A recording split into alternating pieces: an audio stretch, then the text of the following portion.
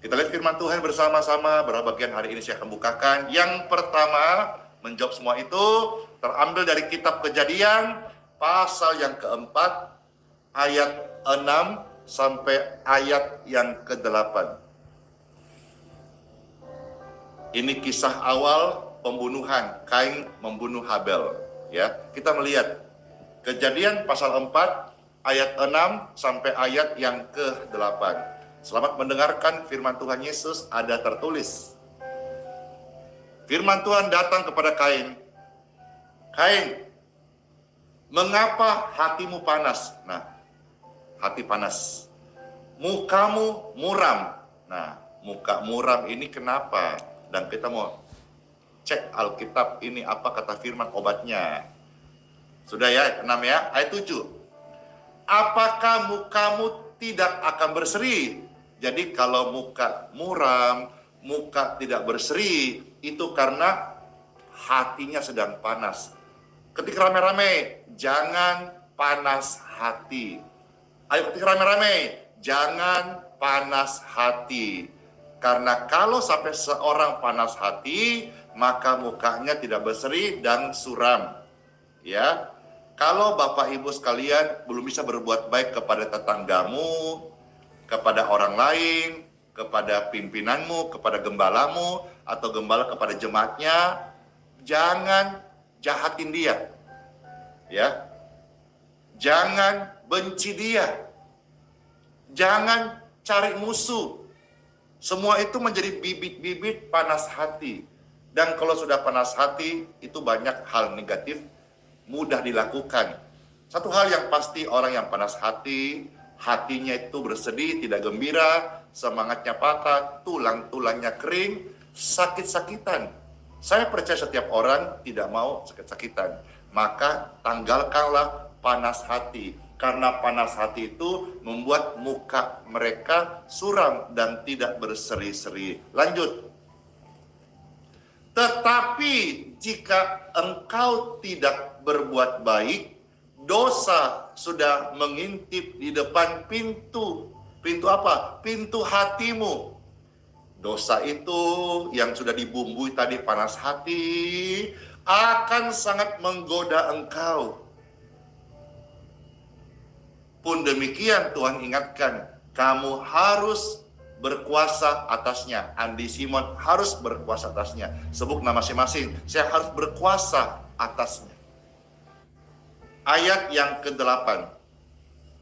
Kata Kain kepada Habel adiknya. Ternyata Kain ini dia tidak bisa untuk berkuasa atas hatinya karena sudah panas hati, udah menyala, udah membara. Menyala itu kita untuk pelayanan bagus, tapi jangan menyala untuk benci orang, menyala untuk merusak pekerjaan Tuhan, menyala untuk rumah tangga orang dihancurkan. Jangan. Bukan itu. Kita harus menyala untuk pekerjaan Tuhan, untuk melakukan firman Tuhan, untuk mengasihi, untuk berbuat baik. Amin. Nah, Kain kepada Habel katanya, adik, marilah kita pergi ke padang. Ketika mereka ada di padang, tiba-tiba Kain memukul Habel. Coba lihat ya, yang harusnya saudara menjaga saudara, kakak menjaga adik, dan seterusnya. Tapi di sini karena panas hati. Lihat ya, akibat panas hati. Hati tidak bisa dikontrol, dosa berkuasa atas manusia. Kain yang harusnya menjaga saudaranya, malah karena panas hati, dia memukul Habel, adiknya itu, lalu mati karena dibunuh oleh kakaknya sendiri. Inilah peristiwa tragis yang pertama yang tercatat dalam Alkitab. Inilah pembunuhan yang pertama yang terjadi, yaitu saudara membunuh saudara oleh karena panas hati. Jangan panas hati. Ketika rame-rame, jangan panas hati. Maka saudara-saudara jangan jadi kompor. Hari-hari ini banyak kompor gas meleduk. Ya, orang lagi jengkel, datang curhat, dikomporin. Awas loh. Itu dosa juga kalau komporin orang, tambah benci. Harusnya kita menjadi AC, bukan jadi kompor. AC itu menyejukkan, ya. Bukan kita jadi termometer. Kalau termometer itu dia menunjukkan ya suhunya. Kalau panas diikut panas, dingin ikut dingin. Mari kita anak Tuhan Yesus, kita menjadi AC. AC itu apa? Tujuannya dibuat untuk mendinginkan ruangan. Jadi sekalipun panas, kalau AC-nya nyala, AC itu mendinginkan. Mari setiap Bapak Ibu sekalian, pelayanan gereja Tuhan menjadi seperti AC yang mendinginkan, khotbah-khotbah yang menyejukkan hati. Orang datang lagi dalam panas hati, pulang bukan tambah panas hati, tambah jengkel karena disinggung sana, singgung sini, dimintain ini, mintain itu, tapi dia pulang itu menjadi sejuk hatinya. Mari setiap kita berfungsi salah satunya seperti AC. AC itu mendinginkan. Mau siapapun yang panas masuk ke ruang ber-AC, maka dia akan sejuk. Puji Tuhan. Saya mau saudara lihat kisah yang lain. Tuhan itu berbuat baik kepada orang-orang yang menuruti firman-Nya. Ya, ada kisah yang mungkin saudara juga jarang dengar. Saya mau expose hari ini yang terambil dari kitab Keluaran, ya. Ini terjadi saat Raja Mesir memerintah kepada bidang-bidang yang dimana waktu itu mereka sangat takut sekali kalau jumlah penduduk Israel semakin banyak dan mereka semakin berkurang-kurang. Jadi niat jahat Raja Mesir supaya mereka tidak regenerasi, maka bayi-bayinya itu orang-orang Israel yang lahir supaya dimatikan, dibunuh, supaya Israel ini tidak berkembang begitu. Ayatnya di dalam kitab Keluaran pasal 1 ayat 15 sampai dengan ayat yang ke-21. Ya, saya akan bacakan kitab Keluaran 1 ayat 15 sampai ayat yang ke-21. Puji syukur, puji Tuhan, selamat mendengarkan. Raja Mesir juga memerintahkan kepada bidang-bidang, ya. Halo para bidang-bidang, ya. Biasa ini ibu-ibu ya, kerjaanmu itu mulia karena menolong ibu hamil untuk melahirkan, ya. Di sini Raja Mesir perintah kepada bidang-bidang yang menolong perempuan Ibrani. Ada seorang bernama Sifra dan yang lain bernama Pua. Sifra dan Pua, bidang yang dipakai oleh Tuhan. Tuhan berbuat baik kepada bidang-bidang ini lewat Sifra dan Pua. Katanya ayat 16, kata Raja Mesir nih, ya, dia ultimatum, dia wanti-wanti nih. Apa katanya? Apabila kamu menolong perempuan Ibrani pada waktu bersalin, kamu harus memperhatikan waktu anak itu lahir. Ya. Jika anak laki-laki, kau harus bunuh. Tapi jika anak perempuan, bolehlah ia hidup, ya, supaya mereka tidak berkembang begitu. Ayat 17. Tetapi bidang-bidang itu takut akan Tuhan. Orang yang takut akan Tuhan itu dimampukan untuk menjaga hatinya. Orang yang takut akan Tuhan itu akan mengutamakan firman. Dia buat ini bukan masalah lemah atau tidak sanggup, tapi apakah ini Tuhan suka atau tidak suka. Nah, bidang-bidang itu tadi ya, Sifra dan Pua itu takut akan Tuhan. Sehingga mereka tidak melakukan seperti yang dikatakan oleh Raja Mesir kepada mereka.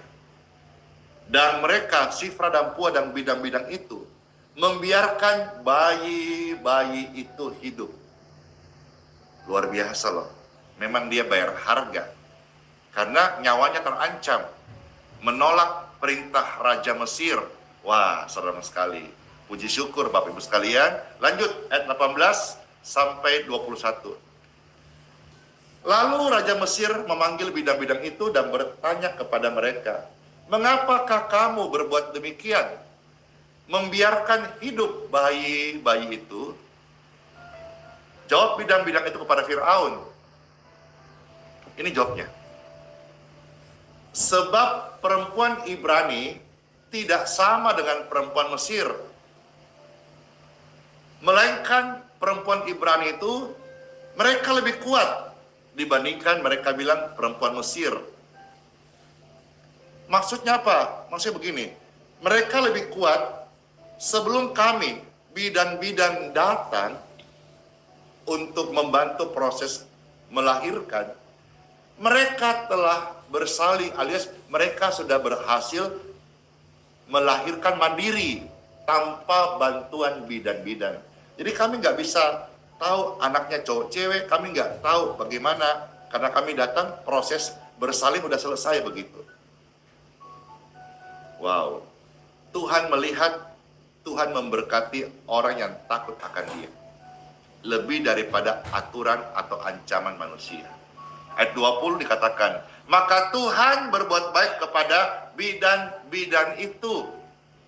Bertambah banyaklah bangsa itu dan sangat berlipat ganda. 21, dan karena bidan-bidan itu takut akan Tuhan, maka Tuhan memberkati rumah tangganya. Tuhan membuat ia berumah tangga. Jaga hatimu, jangan panas hati, jadilah pribadi yang mungkin seperti Pastor Andy, bukan orang hebat, tidak tinggi sekolahnya, tapi kita terus hari-hari ini konsisten, komitmen, berbuat baik. Ya, terlepas daripada kontroversi, gereja, orang Kristen, perbuatan baik nggak bawa surga dan sebagainya, saya berbuat baik, saya menekankan berbuat baik, bukan supaya saudara masuk surga. Saya mengajak saudara berbuat baik, supaya kita hidup ini menjadi berkat, dan yang utama, senangkan hati Tuhan. Karena korban-korban demikianlah yang disukai Tuhan, yaitu apa? Berbuat baik, tercatat dalam Ibrani pasal 13 ayat-ayat itu. Ya, puji syukur Bapak Ibu sekalian. Coba saya ajak saudara lihat Ibrani 13 ya. Lalu kita lihat ayat berikutnya lagi.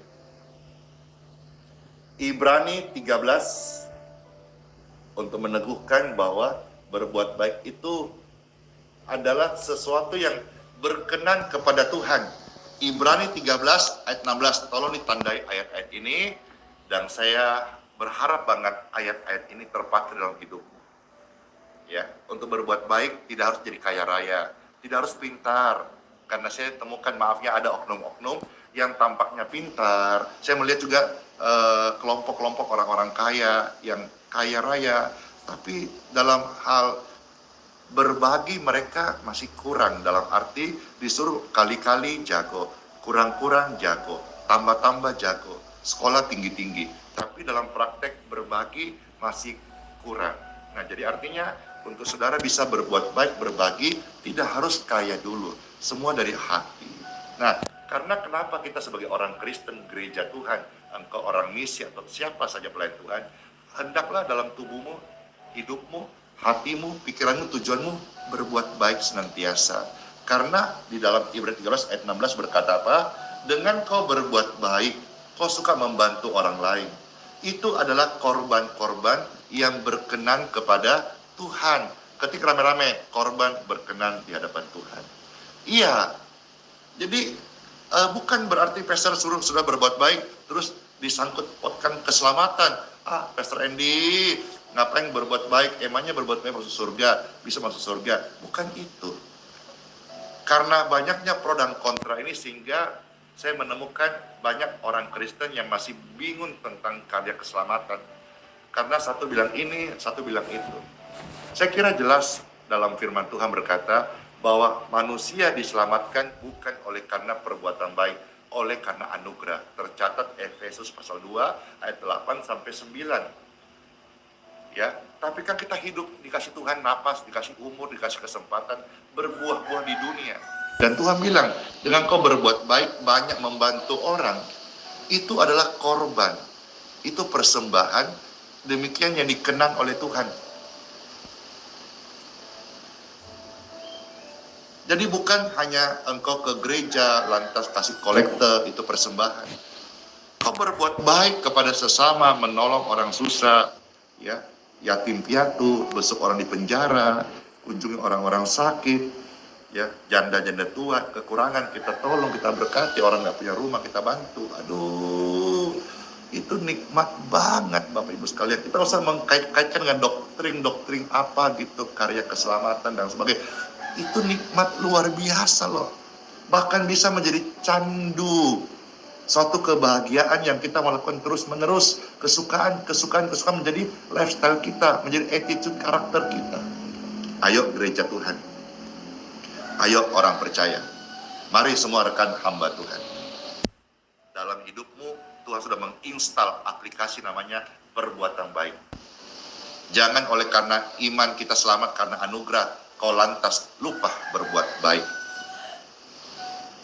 Kita hidup ini untuk berkarya, dan biarlah karya-karya yang kita lakukan lewat perbuatan baik, Tuhan dipermuliakan. Orang bisa mengenal Tuhan Yesus. Satu lagi, 3 Yohanes 1 ayat yang ke-11. 3 Yohanes 1 ayat yang ke-11. Puji syukur. Ya. Sudah? 3 Yohanes 1 ayat yang ke-11. Firman Tuhan, Pastor bacakan ya. Ada tertulis. Saudaraku yang kekasih, janganlah meniru yang jahat, melainkan yang baik. Barang siapa berbuat baik, ia sebetulnya berasal dari Tuhan. Artinya yang lain, Roh Tuhan membimbing orang itu gitu. Jadi yang pertama bukan pintar, bukan gelar akademismu tinggi, bukan sok lebih tahu dari orang lain. Tapi apakah kau dipimpin oleh Roh Kudus untuk berbuat baik kepada sesamamu? Agama boleh banyak di dunia. Di Indonesia ada 5-6 agama sah.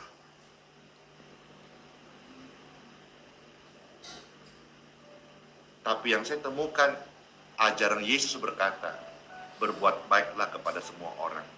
Bahkan ketika ada orang menampar pipi kirimu, jangan kau balas, kasihlah pipi kananmu. Ajaran ini adalah ajaran tentang perbuatan baik. Maka jangan sampai hatimu dikuasai oleh kejahatan. Dan jangan sampai Bapak Ibu sekalian jadi hamba Tuhan, tapi hatimu dikuasai oleh dendam. Kepada pelayan-pelayan Tuhan, hatimu harus tulus dalam melayani. Jangan ada motivasi terselubung. Selain daripada bagaimana kita mau jadi berkat. Mau jadi berkat itu tidak tunggu kaya raya. Orang mungkin berkata, Pastor ini sekarang udah diberkati, follower, subscribernya jutaan. Saya hari ini berbuat baik. Bukan hari ini loh. Sejak saya bukan siapa-siapa. Hari ini pun saya merasa bukan siapa-siapa. Karena perbuatan baik itu datang dari Tuhan Yesus yang membimbingku day by day untuk melakukan firman-Nya dengan mengamalkan perbuatan baik. Firman itu bukan cuma sekedar di sini atau di sini. Di sini dan diamalkan, dilakukan. Karena barang siapa yang melakukan perbuatan baik, ia sebetulnya dituntun oleh Tuhan sendiri. Tetapi barang siapa berbuat jahat, apapun agamanya deh, Alkitab bilang begini, kalau manusia berbuat jahat, mereka belum melihat Tuhan. Hari ini ada pelayanan yang begitu heboh, penglihatan, lihat Tuhan naik turun sorga. Saya tidak menentang, tetapi hendaklah disertai dengan buah-buah pelayanan.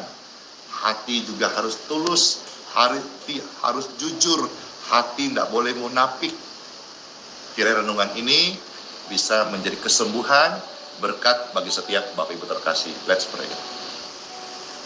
Tuhan Yesus, bersyukur buat firman-Mu yang datang di tengah-tengah kami saat ini. Ini hati kami dan tugas kami menjaganya.